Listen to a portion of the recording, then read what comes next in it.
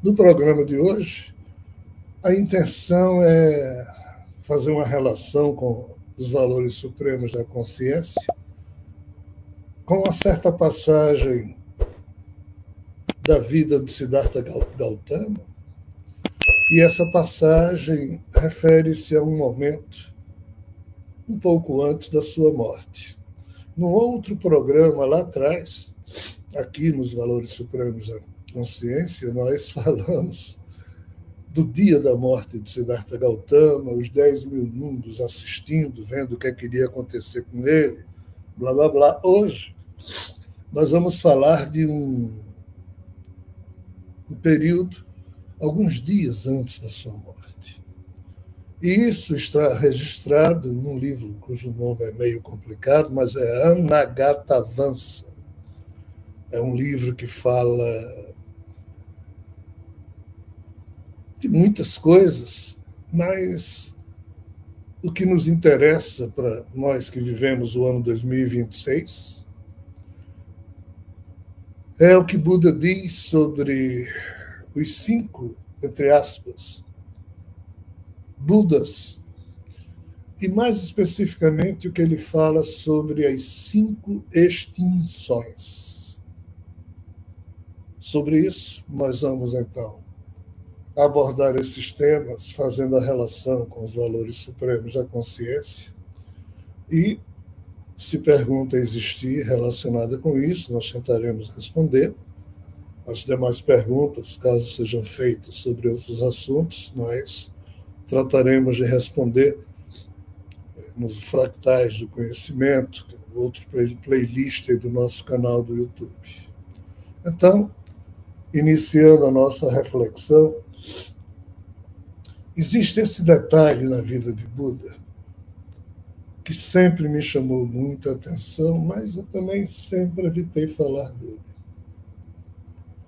Já falei de outros detalhes da vida de Siddhartha, que, sob todos os aspectos, é extremamente interessante, porque se a gente fizer uma comparação, algo indevida, mas só para situar uma questão cronológica, a vida de um Jesus foi curta e ainda assim é cheia de fatos significantes, formidáveis, alguns dolorosos.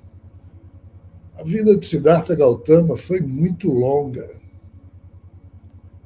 sem fatos dolorosos e com muitos fatos significativos e muita coisa que ele claramente, objetivamente, ele deixou claro que não iria falar, ainda que conhecesse os temas. Então, é uma vida muito rica, mas nem mesmo o budismo hoje em dia cuida de ressaltar esses aspectos, porque, como também num outro programa, Valores Supremos da Consciência, nós falamos sobre o papel dos seguidores, e esse problema existe basicamente os segmentos, todas as agremiações que se organizaram para poder cuidar do legado de homens e mulheres formidáveis, e com o budismo não foi diferente. Mas aqui é que entra o principal detalhe. Nesse Anagatavansa, esse livro difícil até de se pronunciar, em que se fala sobre vidas passadas de Buda, que a gente não vai aqui falar disso, mas o interessante é que nesse livro Siddhartha Gautama diz: eu sou o Buda, mas antes de mim existiram 3 seres que se aproximaram desse nível de iluminação, mas eu, Siddhartha Gautama, de fato, cheguei nesse estado de consciência chamado Nirvana, e por isso eu sou chamado o Buda, mas virá outro. E esse, que Buda chamou de Maitreya, Este virá quando eu sair da condição de nirvana para atingir a condição do nirvana absoluto.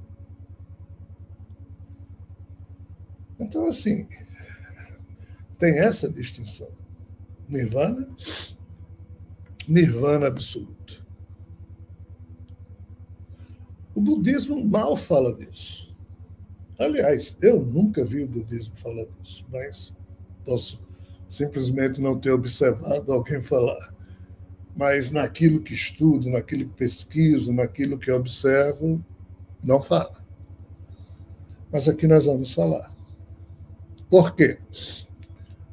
Porque essa questão de Maitreya, que os budistas esperam, o aparecimento de Maitreya, do jeito que os islâmicos esperam, o avatar Kalki, do jeito que os judeus ainda esperam a vinda do Messias deles, já que eles não acreditam que Jesus é esse Messias, do jeito que os cristãos esperam a volta de Jesus na sua função celestial, no seu modo celestial de ser, do jeito que os incas achavam que o incaico um dia viria, ou seja, estamos aqui falando de uma série de epítetos que cada agremiação ideológica no âmbito das religiões termina por afirmar que lá na frente voltará, os fará presente,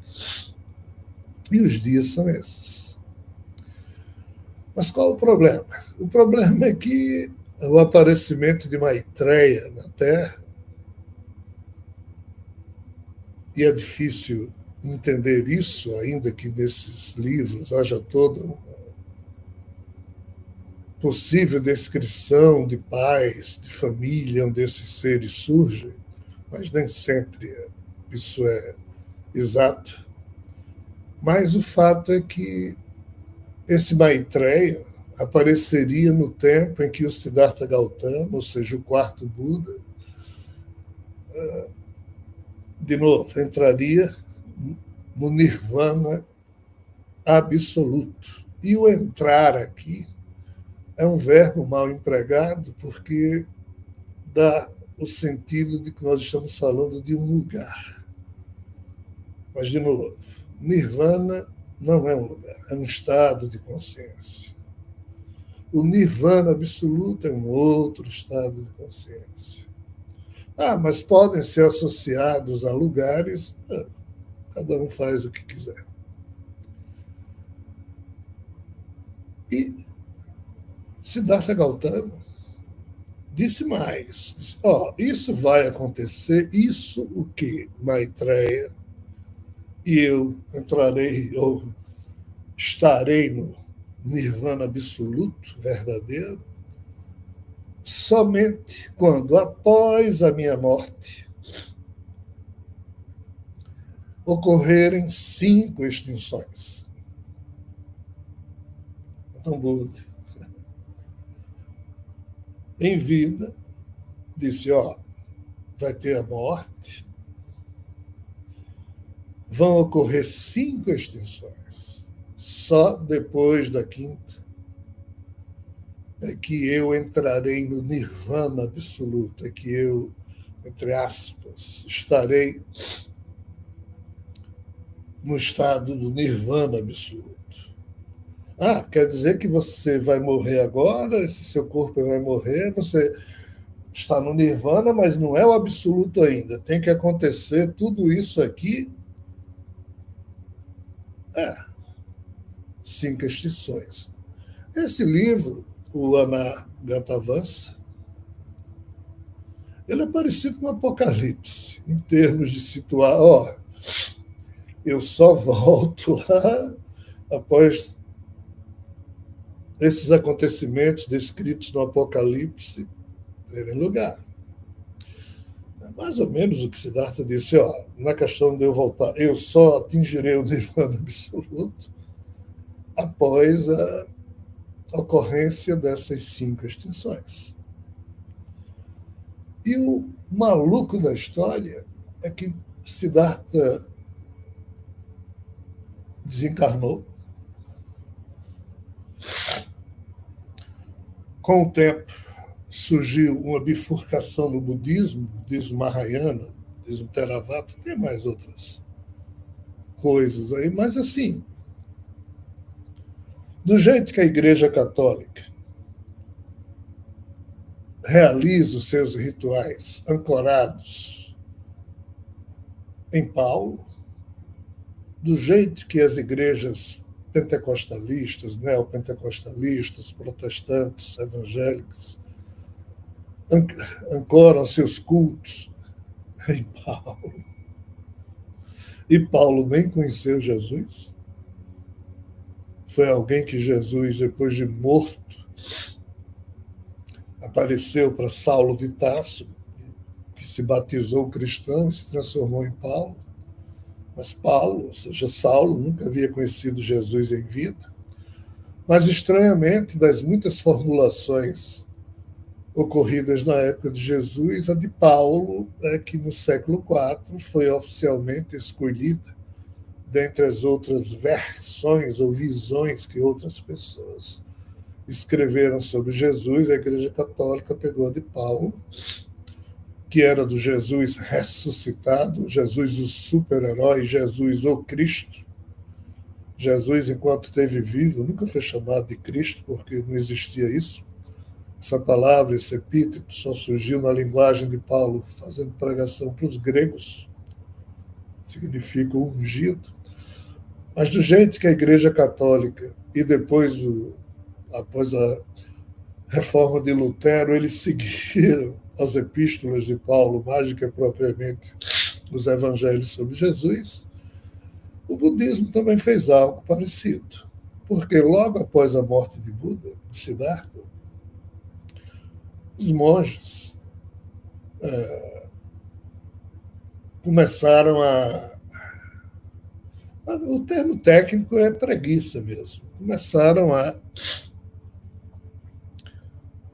ter conversas assim, essa coisa de abandonar o mundo, essa coisa de deixar a convivência com as pessoas que a gente ama e ficar praticando um ascetismo, uma vida de votos rígidos, tal qual os jainas da religião jainista haviam ensinado, com base no que os Tirthankaras haviam vivido. Isso não é meio egoísta, não? Perguntava um monge para o outro. Não, mas o nosso mestre, Siddhartha Gautama, fez isso. Ele ia ser rei, largou tudo. Largou o reinado, largou a esposa, o filho, família, toda a riqueza e fez isso. E através disso é que ele conseguiu se iluminar. Mas essa coisa de se iluminar, muita coisa ele podia ter contado, não contou. Ou seja, os monges budistas começaram a acreditar que o mais razoável seria o budismo não motivar as pessoas a se iluminar, mas sim, não se iluminar daquele jeito, mas se iluminar de outro, se tornando pobre, pedindo esmolas e distribuir essas esmolas com os mais pobres. Ou seja, surgiu o budismo Ramayana, ainda que a história seja simplória, mas tem a ver com o quê? Com a preguiça mental. Tem a ver com a incapacidade do ser humano de levar à frente a prática de disciplinas, de método mais simples, sair pedindo esmola. Siddhartha percebeu isso, porque ao longo da vida dele, enquanto ele tentou iluminar-se, tentou entender o porquê do sofrimento na Terra, se a Terra era cheia de deuses, se na época de Siddhartha todo mundo acreditava em deuses, ninguém acreditava em Deus, era Deus na horizontalidade. Siddhartha havia convivido com todo tipo de seguidor. Várias vezes ao longo da sua vida ele foi largado pelos seguidores que diziam: esse cara está demorando demais a se iluminar. Está cheio de histórias estranhas e prosaicas. Mas o fato é que Siddhartha, antes de morrer, disse: após a minha morte ocorrerão 5 extinções, e só depois disso é que eu chegarei no nirvana absoluto. Mas que extinções são essas? Ele disse: a primeira extinção é que ninguém vai querer mais se iluminar. É a extinção da iluminação através da busca pessoal. Essa extinção vai acontecer ligeirinho. Mas assim, e qual é a outra, Siddhartha? Isso é da conduta adequada. O budismo se assenta sobre 4 nobres verdades e 8 comportamentos básicos dentro de uma série de outras doutrinas. Então, a conduta adequada, as pessoas vão se despreocupar e não vão mais fazer isso. E o que mais? Vai ter a extinção do saber. Ninguém vai querer mais estudar, ninguém vai querer mais desenvolver-se intelectualmente. E o que mais, Siddhartha? Vai ter a extinção do modelo yogi que eu criei. Essa maneira de meditar, de refletir, também vai deixar de existir. Ou seja, as primeiras 4 extinções, Siddhartha estava tão somente pronunciando o que ele percebia na lógica da compreensão humana, que os seguidores, por mais bem intencionados que estivessem, mas não iriam conseguir manter o modelo que ele, Siddhartha, havia deixado. Mas, Siddhartha, qual é a 5ª extinção? E aqui a coisa pega. Por quê? Porque é difícil de entender. Ele disse: a 5ª extinção é a extinção das relíquias. Nós vivemos num tempo em que temos que conviver com traduções horrorosas do que foi dito no passado, porque isso foi dito há 2.600 anos e numa linguagem chamada Pali, lá no interior da Índia, e vai sendo traduzida.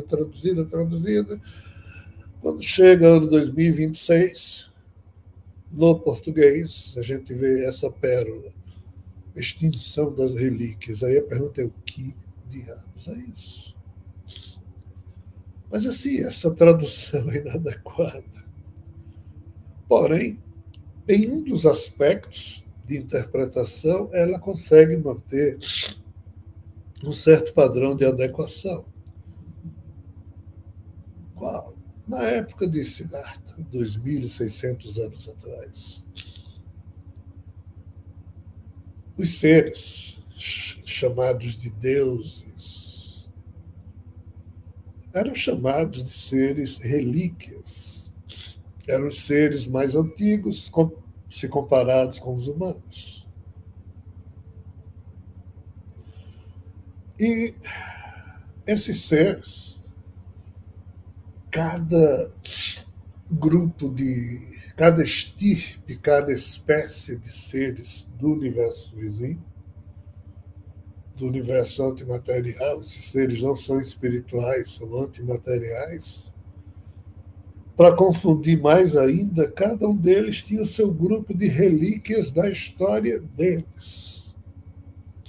Então, além de serem chamados de seres relíquias, no sentido de ancestralidade genética, eles também tinham as suas relíquias da história da Trimurti e sua aristocracia,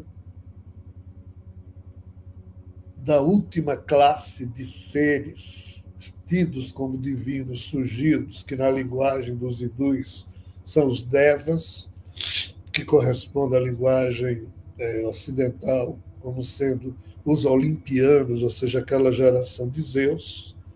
Então, aquela geração de Zeus tem o tridente de Poseidon, tem a arma do raio de Zeus, tem a lira de Apolo, ou seja, tem as relíquias de cada história, do jeito que na Trimurti tem a Brahma Sastra, que é uma arma atômica que Brahma inventou, outra de Vishnu, ou seja, cada história dessa tem relíquias. Então, essa expressão, extinção das relíquias, é difícil de ser entendida por nós que vivemos hoje. Mas como é que Siddhartha diz? A quinta extinção, a chamada extinção das relíquias, ocorrerá quando do mundo de Brahma, ou seja, da morada de Brahma, o Brahmaloka, da morada dos Devas, ou seja, o mundo dos Devas, ou seja, usando a linguagem grega, o Olimpo, e no mundo das serpentes. E tem também mundo das serpentes, o pior é que tem. Mas eu sempre escutei falar do mundo de Brahma, mundo de Devas, dos deuses, mas das serpentes, esse é o problema. A cultura ocidental, essa questão das serpentes, foi meio que. Porque era difícil para a lógica humana aceitar essa coisa de serpente como sendo ser divino. Brahma, tudo bem, ser divino. Zeus ou Indra, tudo bem, ser divino, mas ser serpente. A nossa ignorância é total sobre esse assunto. Mas Brahma, em se referindo à quinta extinção, ele disse: quando as relíquias desses mundos de Brahma, o mundo dos Devatas, ou seja, dos Devas, e o mundo das serpentes, quando essas relíquias desses três mundos não mais forem observadas, forem extintas, no sentido de que não mais irão interferir na vida dos seres humanos, é quando o poder de Brahma, ou do Brahmaloka e toda a aristocracia trimurtiana iria ter um fim. É quando Zeus ou Indra e toda a pleiade de Devas que sempre encheram o saco da humanidade, torturaram a humanidade, também o poder deles ia ter um fim. E o mundo das serpentes, que nunca torturou a humanidade, coisa alguma, o mundo das serpentes foi quem produziu a humanidade. Foi quem protegeu Eva, protegeu Pandora, protegeu Siddhartha Gautama na hora em que estava se iluminando. Uma serpente, rei Mukalinga, foi quem o protegeu das incursões que dois deuses enviados por Brahma para perturbar Siddhartha, para que um ser humano não despertasse. Então, assim, quando, dizendo a quinta extinção com palavras mais objetivas e claras, quando esses seres não mais puderem interferir na vida humana, as duas primeiras raças interferiam para o mal, a outra para o bem, mas a questão era quando esses seres, relíquias, no sentido de ancestrais, não mais pudessem interagir com os humanos, porque os portais estavam fechados entre os dois universos, ou se fechando. É isso que Buda, ou Siddhartha Gautama, quis dizer.